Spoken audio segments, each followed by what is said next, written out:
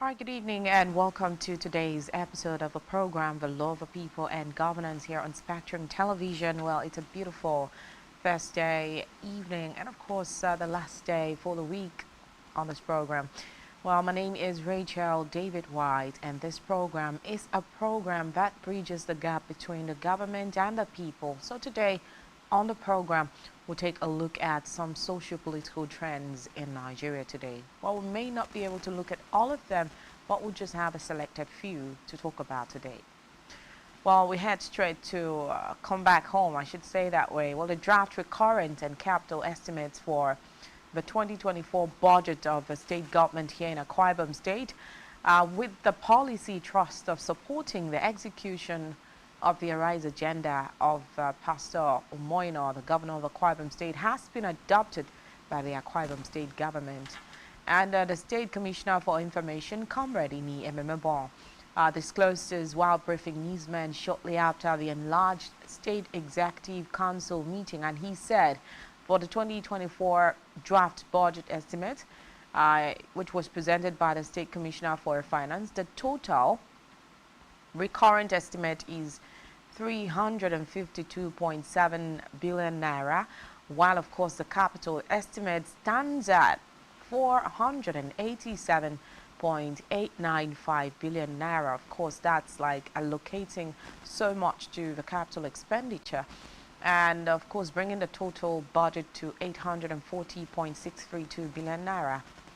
Meanwhile, in Osun State, the Osun State Governor Ademola Adeleke has also presented a budget to the Osun State House of Assembly. The budget forms part of the 2024 appropriation bill, while Governor Adeleke, while presenting the budget, tagged Budget of Reconstruction and Recovery at plenary today, said the budget was divided into, of course, 165,654,976 and of course 700 billion naira for recurrent expenditure, and of course 108 rather 254,020,710 billion naira for capital expenditure. While thanking the House of Assembly for their understanding, the governor assured that the state would be taken to greater heights, and he also sought the support of the House in the coming years. Well, before then, the Speaker of the Assembly, Adewale Egwedun, expressed the readiness of the House to work with the executive arm of government to ensure the successful implementation of the budget. Well, talking about budget implementations and all of that right now, don't forget that the federal government had already tagged the budget for next year at 26.1 trillion naira. And of course, the government also hopes to borrow from the World Bank as well. Moving away from that, let's get to River State, where the governor of River State, Siminalayi Fubara, today met with his predecessor in office and current minister of the Federal Capital Territory FCT, Nyesom Wike. While the two leaders met in Port Harcourt, the state capital, at the rededication service of the 2023 and 24 legal year at the St. Cyprian's Anglican Church in Port Harcourt. It was the first time both politicians would be meeting in public since the political crisis in the state. Last week, the Rivers State Governor Fubara apologized to state residents over the recent political crisis. It was reported that Fubara, in a statement on Saturday, said it was important to make sacrifices for peace to reign in the state, stressing that no sacrifice is considered too much to achieve the objective. He also addressed the setting ablaze of the State House of Assembly complex, the division among lawmakers, and other series of events that led to chaos in the state. Don't forget that there have been rifts between Fubara and Wike, and of course so many persons felt the rift was because Fubara was no longer taking directives from the former Governor Wike as he was supposed to. Of course, he was unpicked by Wike for that position, although he was voted to occupy that seat. Well, Fubara also appreciated President Bola Tinubu's intervention in the rift with his predecessor at the minister and the Minister of FCT, Nyesom Wike. He added that peace will undoubtedly prevail and would continue to work for the security and progress of Port Harcourt, of course, River State. Well, I must say that talking about this too, the way they are able to broker peace, the president came in, the way they were able to broker peace, to understand that, once in a while there's a fight between a father and a son. According to Fubaran, of course, Wike standing his ground that nobody can take his place, is one thing I must say was swift, and it was fast. Of course, it was called for because the chaos was becoming too much. And I would say it's a good one, but at the expense of the people, because so many things were destroyed, and of course government needs to pump in money that should be something would have been averted. Now government needs to pump in another money that would have gone into another thing, of course, to replace those things that were burned, especially in the State Assembly.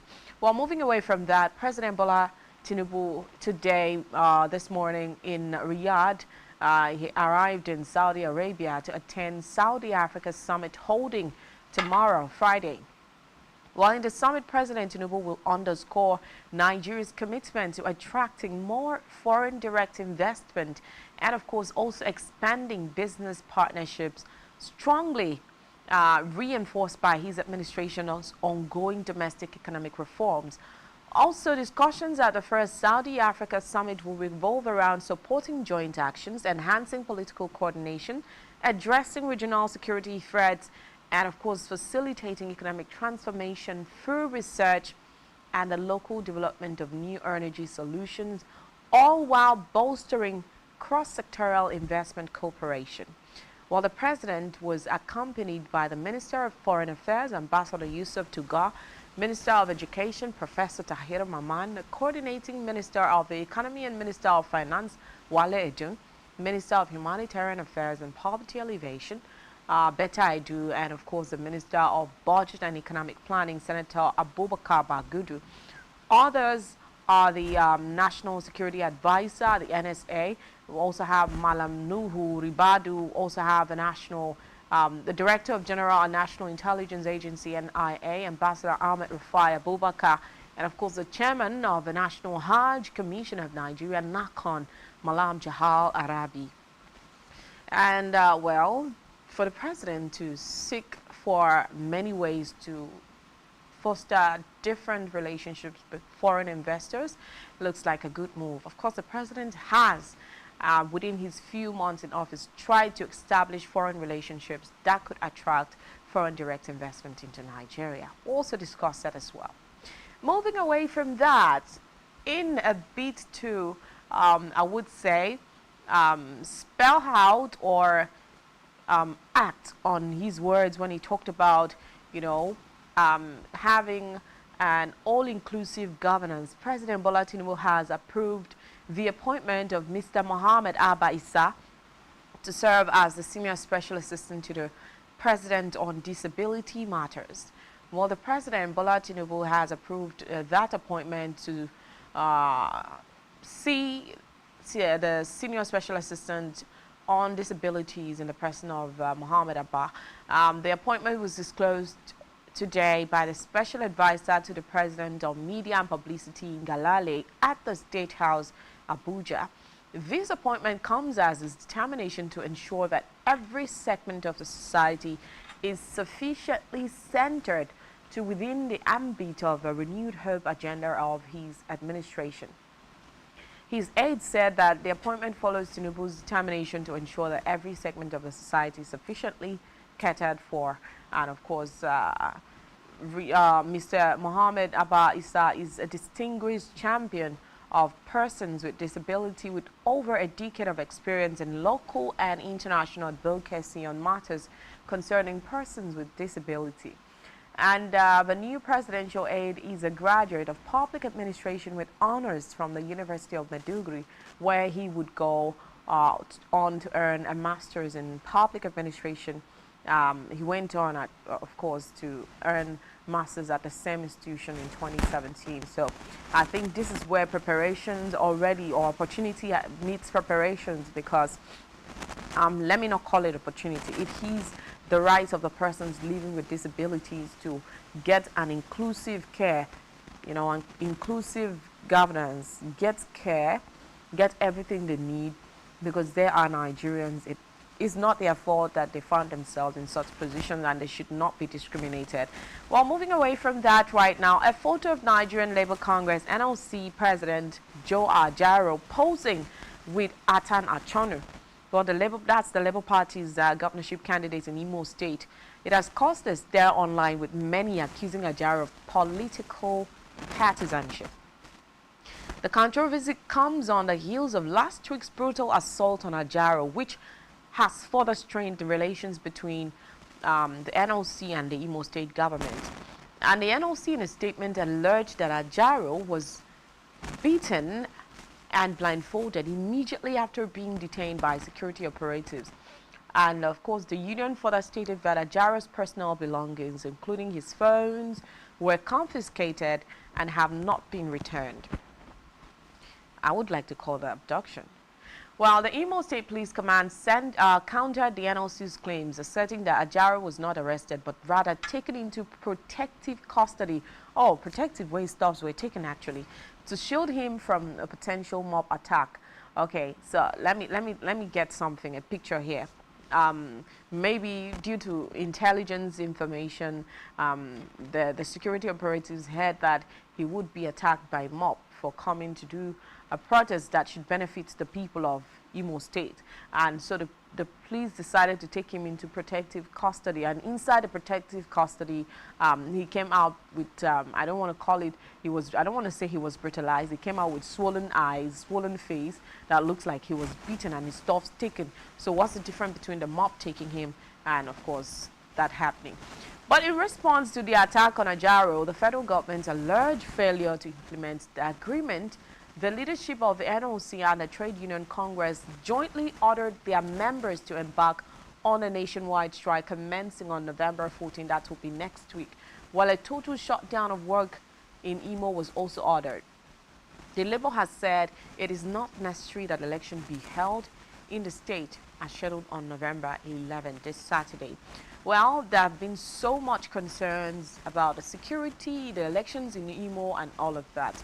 Well, I know that the government have ears, and of course they have heard so far, so they would work towards making sure that the demands of the Labour are met, and of course peace returns to Imo State, where elections can hold peacefully, because we don't want to be reporting about people fearing death and all of that.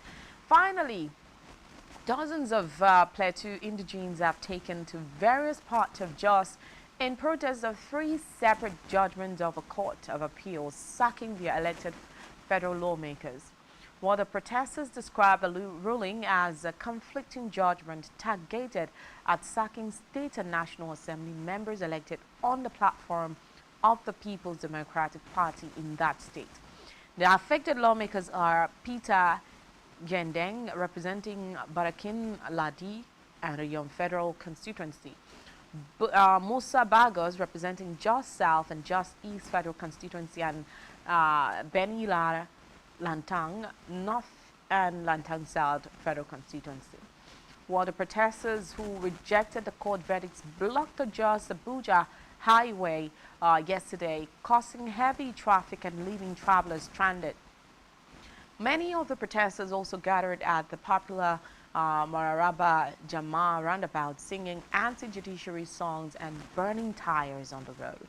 While they accused the All Progressives Congress APC of using the appeal courts to force unpopular candidates who were rejected at the poll by the people during the 2023 general elections into power through the back door. Some of the protesters held placards with different descriptions, such as "The ballot is supreme," "Do not kill our democracy," "PDP is alive," "Return people's mandate," "We want justice," among many others. And security operatives were seen trying to disperse another set of protesters who gathered at the Old Airport Road, denouncing the court's verdict and calling on the National Judicial Council to intervene in all the cases before before the appeal courts involving the PDP and its candidate from Plateau. According to reports, about 4 National Assembly members elected on the platform of the PDP, including the Senate Minority Leader Simon Watkon, had been sacked by the appeal court on the grounds that the PDP had no valid structure in the state. Well, yesterday on our show, we had a lawyer, of course, someone that knows the law better, and of course, he was also doubting, of course, the authenticity, or I don't want to, should I use the authenticity, or should I say he was doubting, yeah, the authenticity of the judgments given by the judiciary these days. And of course, we heard the words of the retired Justice of Nigeria, Datijo, where he accused the Supreme Court justices and of course the judiciary of being biased, of not being fair, of not delivering a credible judgment to the people. And of course, we expect that the Senate would keep to their words and of course investigate more and get to the end of this, because Nigeria has to be better. Well, these are some of the stories we'll be looking at, centered on elections, preparedness, centered on the controversy between Joe Ajara, the NLC president, and Achonu, the Labour Party candidate in Imo State, and of course the president seeking a direct foreign investment relationship in Nigeria as he travels to Riyadh for Saudi Africa Summit. And of course, many more other issues we'll be looking at on today's program. Feel free to join us. The phone lines will be open. And of course, our guests will be here to also discuss better. So do stay tuned. Once we come back from this short break, the show continues. You don't want to miss the details. So stay with us. We're coming right back.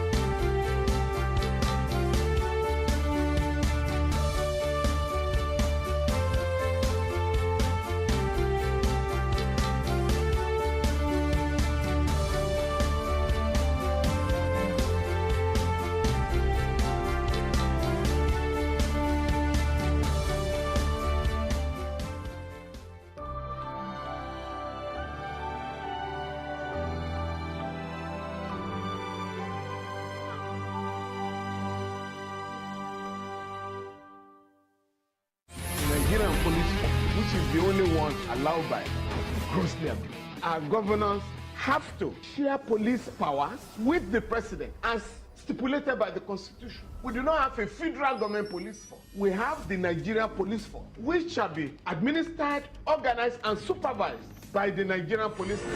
No, my lord, I want to say something. I want to say something here. Perhaps it might also enlarge the scope of people who should be invited here for examination. My lord, if we cannot find those who literally murdered Abiola, who are those people who could be said to be the beneficiaries of the death of Abiola? Rogers has linked you with some of the killings he did. He never did. He linked you with the attempted murder of Hebrew. He did not. My lord, the matters counsel is leading the evidence in our matters. Is this an adversary proceeding? It's not, my lord, but we can't be talking about cases which are in court. Is this an adversary proceeding? It's not, my lord. These cases are in court, my lord. I'm just reminding you, your lordship. My lord, sorry, my lord, I think I'll be in cross-examination. Legally Speaking, a program that deals with legal issues and questions we face as citizens of this amazing country, Nigeria. Legally Speaking. Join us every Friday from 5 p.m. to 6 p.m. for Legally Speaking.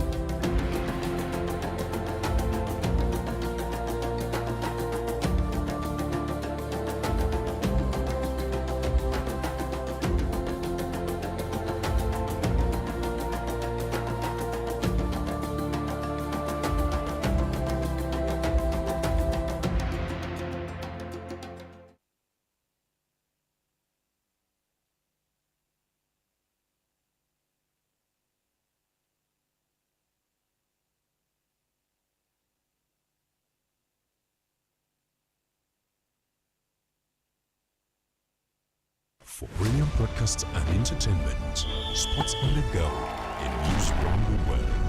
Watch Spectrum TV on StarTimes DTH Channel 421 and free-to-air frequency 12733. Visit our website, spectrumtvlive.ng. Spectrum TV, broadening your horizon.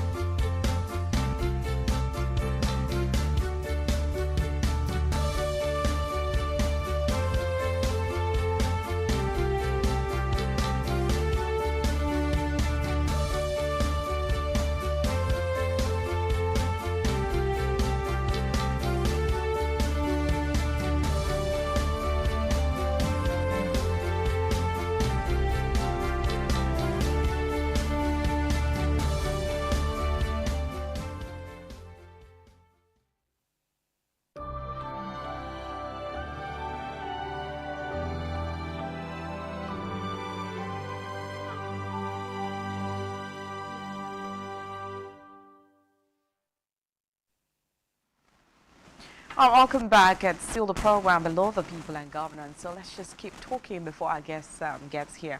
Well, we've actually summarized or reviewed so many issues taking place in Nigeria today, and of course, one of those is the reaction of the fact that, okay, starting from home, that here in Akwa Ibom State, the government have drafted the capital estimate for 2024 budget of the state government, of course, with the policy thrust of supporting the execution of all the projects contained in the Arise agenda of the governor of Akwa Ibom State, Omoyino. Well, it has been approved by the state government, and of course, according to the Commissioner for Information in Yemeribong, of course, he said the 2024 draft budget estimate was presented by the State Commissioner for Finance, and the total recurrent estimate is pegged at 352.7 billion naira. Let's talk about these. 352.7 billion naira, and of course, the capital estimate stands at 487.895 billion naira, bringing the total to 840.632 billion naira. Now, I love to see a situation where over a good amount of money is estimated for capital expenditure. Simply means that we are going to look at having new things, having new projects, having lots of opportunities, employment opportunities, solving a greater number of the problems that are challenging the state. Of course, I know that having to spend on debt servicing, and of course all those issues pending on the ground, like the payment of arrears, payment of pensions, and all of that, salaries. Of course, the governor here in Akwa Ibom State has promised a double salary for December for the civil servants, and of course that's a good news to every civil servant in Akwa Ibom State. Well, I'm not a civil servant, but I'm still happy for our civil servants here in Akwa Ibom State. So these, of course, if spent judiciously, I think the government or the Akwa Ibom State government should be looking at, to a certain extent, would I say, revamping, renaissance, renewing, and restructuring things in Akwa Ibom State, and of course also creating jobs for a good number of youths and residents of Akwa Ibom State. And also going to Osun State, Governor Ademola Adeleke has of course presented his budget as well to the Osun State House of Assembly, and of course that's taking a look at his budget. You also see that of course that which is set aside for capital expenditure also covers much as well. So I'd like to see a situation where Nigeria knows that, oh, while servicing debts, which is also important, we also have to set out or set aside a good number of money or a large amount of money to bring up new things as well. Just the same way we in Nigeria, when I say we in Nigeria, I mean there are so many things that is uncalled for, and of course the government is still spending on it. And we may talk about this and it looks like we are sounding like a broken record, talking about it over and over and over again repeatedly, that the fact that the lawmakers have to get such amount of money, 160 million naira, to get SUVs for themselves. I mean, the ministers as well, because whenever we talk about the senators, we forget about the ministers, we forget about other people.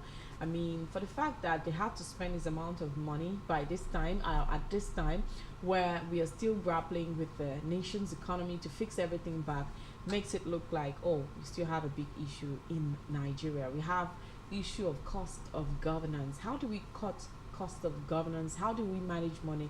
Let's say, for example, generally in life, okay, there are times where things, oh, like in Nigeria right now, so I don't need to give a far example. In Nigeria right now, before you could imagine, oh, let's spend 3,000 naira for breakfast this morning, maybe a family of 3, and right now you notice that the 3,000 naira isn't even enough to make breakfast for a family of 3 again. And of course, if you want to do more, you now discover that you can't even do more because the money is not even there, and then the cost of these things, the goods, have risen to a very high standard. So you have to come back home. This is not a time where you want to have that extravagant breakfast, that you know, have that extra big celebration of this and that. Again, this is a time where you try to cut and know that, oh, we are grappling with the nation's economy, things are actually costly, so let's try to do this, let's try to do that. Well, while we're talking, our guest is already here, so let's get to talk properly at this time. Good evening and welcome to the show, Dr. Nasa. Good evening, Rachel. It's good to have you. Thank you so much. Okay, Dr. Nasa is a researcher, and of course, you know, the fact that whenever I remember that I have you, and of course you're a researcher, I want to ask many questions as to does Nigeria really give attention to research, and how important is research? But I think that's the first question you're going to answer for me. But let me ask, how are you doing? Oh, I'm good. I'm fine. Yeah. Of course. If you were in Nigeria today, I think you would have found it a bit hard to answer that question. Oh, yes. Okay, so, I mean, as a researcher, you're not in Nigeria, but do you think that Nigeria really places the kind of importance it is supposed to place on research? Do you think that we pay that attention?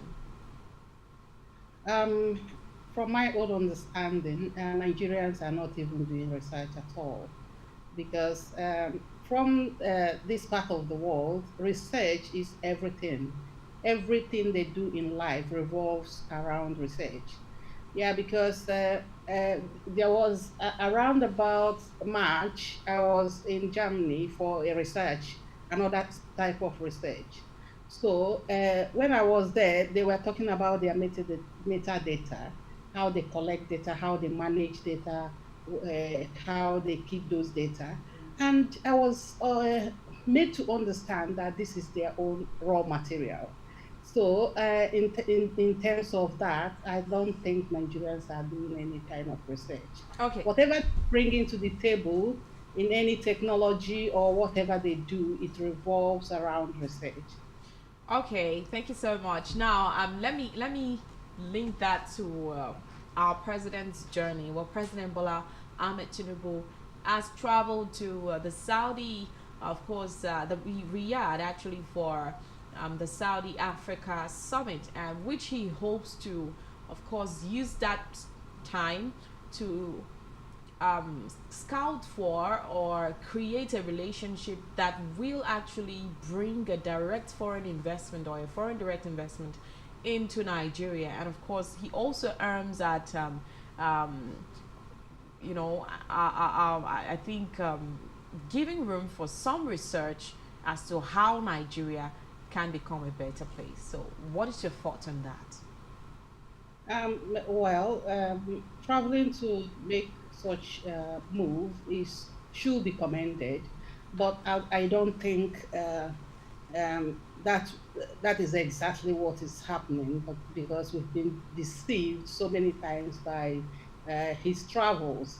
I could remember the time we were told that he has gone to India for bilateral tie, and during Galilei was able to tell us some story. Meanwhile, it turned out to be another set of information altogether. So, if he has traveled to get such thing, it will be commendable. But I think it is quite right for that to happen, because Nigeria actually need to move into research and actually do something better in terms of research. We have all the materials, we have all the human resources, we have the raw materials, and what we need is for us to harness this aspect of research in order to get to where other parts of the world is at this time. Now, let me ask, do you think that in some way Nigeria is lagging behind, or what do you think is the reason, and also the necessary step that you feel Nigeria, according to research, could take to, we are seeking for a foreign direct investment, seeking for bringing foreign investors into Nigeria, where we can, make Nigeria, like where you are right now. So according to research or from your findings, what can you say are the real issues that is bedeviling our nation from moving forward in that direction? The thing is that if we are talking about research, or someone has traveled to get our bilateral engagement with other foreign countries in terms of research, what you'll be asking is what are we trying to produce? If we are able to establish what we are trying to produce, or the kind of relationship that we want to have with those foreign countries, we will be able to now ask ourselves, what are we going? What are the problems? What are the existing problems in that area? Because in every aspect of Nigerian sector, there is a problem. There is always a problem. When you solve one, another one will emerge. But at least you have to start from somewhere. So for me, if there is any kind of relationship in terms of research or in terms of what to produce, you have to understand what are we going to produce. If we establish what we are going to produce, if it is in technological sector where I am carrying out my research, you will have to understand there are many things that you can do in terms of technology. Because right now, my particular interest is on health technology. So if you talk about health technology, the European have gone so far that there is a technology which can help both patients and the clinicians in order to make decisions about the symptoms they are having. So if we are talking about that kind of research, it is quite going to be helpful. If you are in terms of education, you'll be talking about what kind of technology could help teachers as well as students in order to go further in their teaching and learning. And what aspect of that, if you talk about that, you now have to empower the researchers. Because if you look at our professors, you go to the internet and maybe find out about their production in terms of what they have been able to research, you will be surprised that most of these our so-called researchers are not doing anything. They are just there because they are not empowered to carry out the research they are employed to do. Okay. I know that you are so much, I would like to say your field, or you understand better when it comes to AI, artificial intelligence. And this is a time where Nigeria is beginning to open its arms to embrace, artificial intelligence, bringing it into the system. This is a time when Nigerians are beginning to get a bit comfortable with, the presence of artificial intelligence having help. Now, to what extent do you think that AI can help maybe in restructuring some things in Nigeria? And what are those sectors that you feel that if Nigeria actually opens up, that through research, artificial intelligence, it can get better? Okay, let me give you an example because I am into technological development. We co-design technology that helps in health sectors.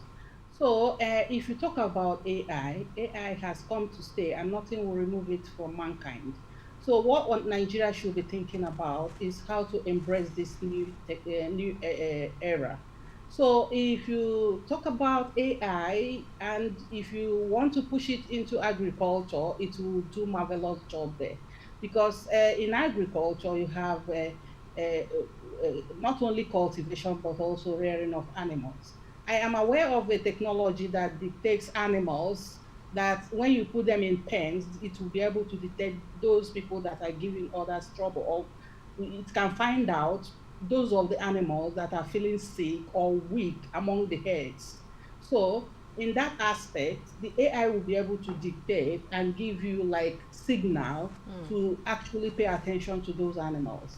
So in terms of health, as I told you, we are there are kind of like technology that can help patients as well as clinicians in order to take better decision. You know that in these days there are so many aspects of um, illness, and for people to actually and if you talk about healthcare professionals, you know that there are a shortage of healthcare professionals. Of course. So AI is coming in this time to actually bridge some gap between the time patient come into the hospital and the time they are actually sent to different clinics for further consultation. So what we are developing, for instance, is just to help out. So AI is already there, helping the primary care sectors to take proper decision. So I think even in education as well, if this is properly deployed, I think it will go a long way, because what we need in education sector is to produce people that will be a better human in the future. Okay, let's move away from that right now. Now, we're seeing the president approving the appointment of Mr. Mohammed Abba Issa to serve as the senior special assistant to the president on disability matters. Would you say this is a good move by the president? Of course, trying to include everybody and of course touching every person's, no matter the I don't know how to put it, no matter what, no matter the status or whatever. Yes. Yeah, in that aspect, I think I quite appreciate that move, because it is a kind of like inclusiveness, regardless of your, we call it diversity.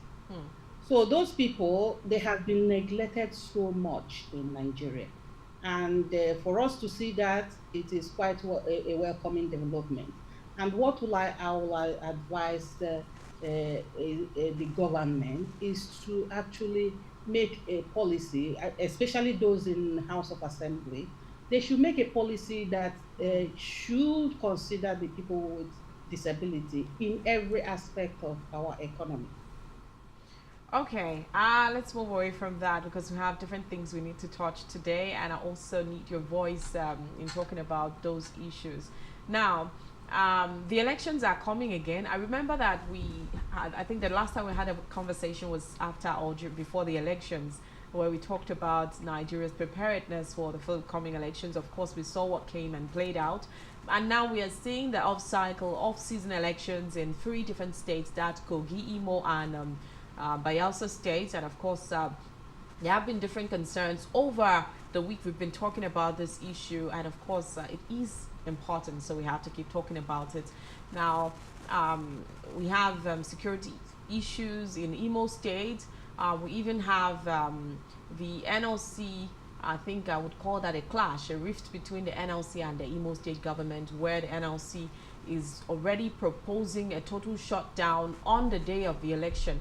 And of course, a photo of the NLC President Joe Ajaro posing with Atan Achonu, the Labour Party's governorship candidate in Imo State, has also caused a stir, with many accusing Ajaro of political partisanship. But before we get to that point, let me get to know your concerns. I'd like to get your concerns in the off-season election.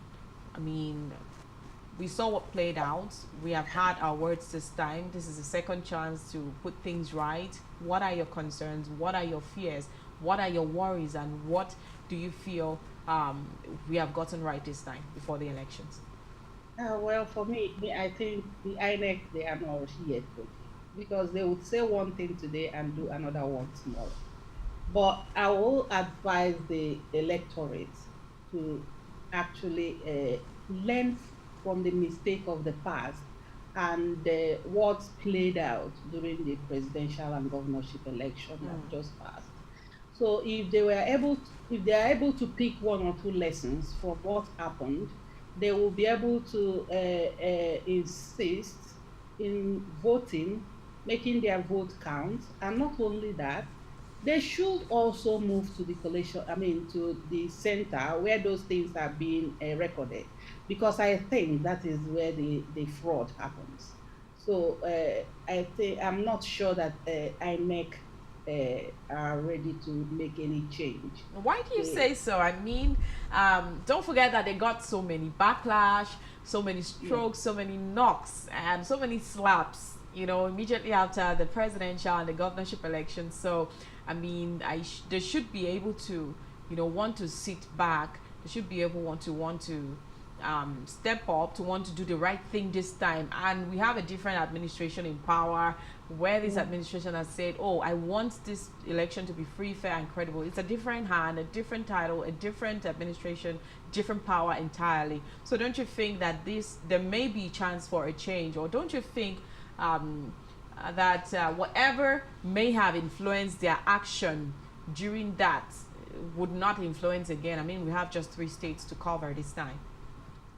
Yes, I think if you ask me, I will say that for the same people that conducted the previous election to still be there, regardless of all the backlash and all the negative things that happen, for them to still be the people to handle the by-election speaks volume. They are not prepared for any change. I think the necessary change that needs to come should come from the citizens. Okay. I don't understand when you say should come from the citizens. I understand that so far, apart from you, every other person I have asked this question does not have issue with security operatives, but rather has issue with the Independent National Electoral Commission. Their major, it's still you're holding to your own line of thoughts that the problem is actually with the INEC, officials. I mean, having the same people to conduct the elections again, but now you're bringing the people into this. Where do you feel the people are a problem in this case? No, I'm not saying actually that people are the problem. Okay. Yeah, what I'm saying is that INEC is the problem.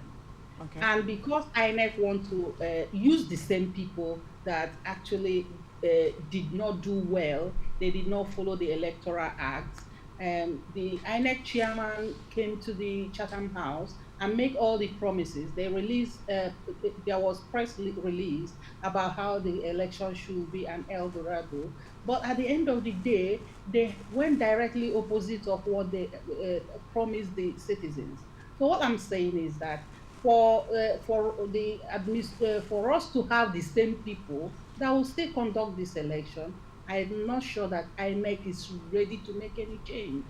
What I'm saying is that the people, the citizens, should look back to what actually happened and see where the problem lies.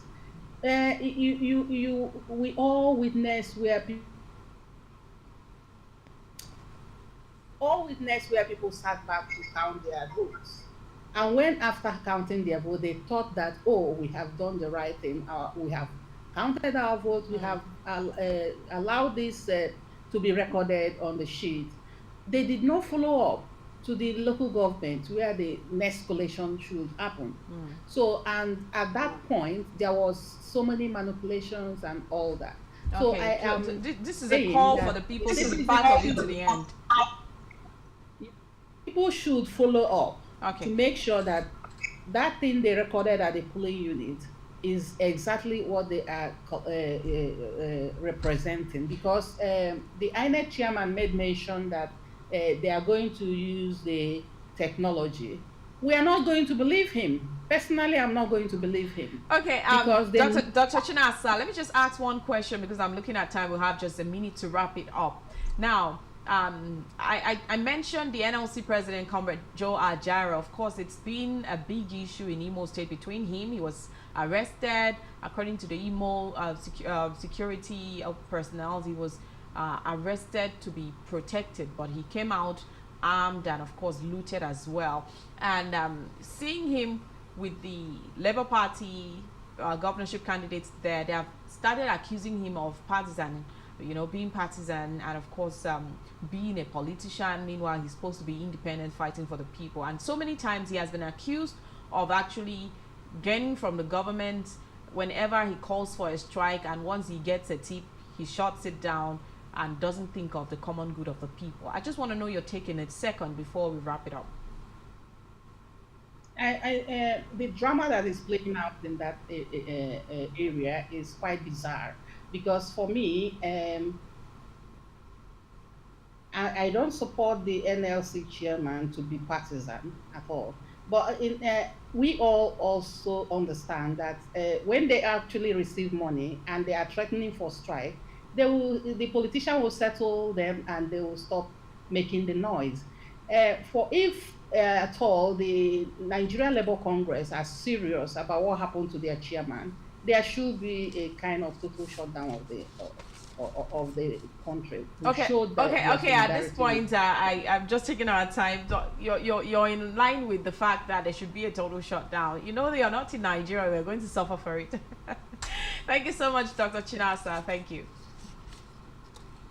Thank you for having me, and see you again next. Trust me, see you again. Thank you so much. Have a great day. Thank you. Back to the people. Thank you so much for being the program, The Law of the People and Governance, here on Spectrum Television. It's been a beautiful one today, and this is the last edition for the week. So catch you again next week. It promises to be informative and educative, and of course it promises to bridge the gap between the people and the government as usual, and of course interactive. So don't forget to follow us on social media, all our social media platforms. You can do that by checking out on spectrumtvlive.ng. Also follow me on X at RECHWHYTE, Rich White, all as one word. My name is Rachel David White. Catch you again next week. Good evening.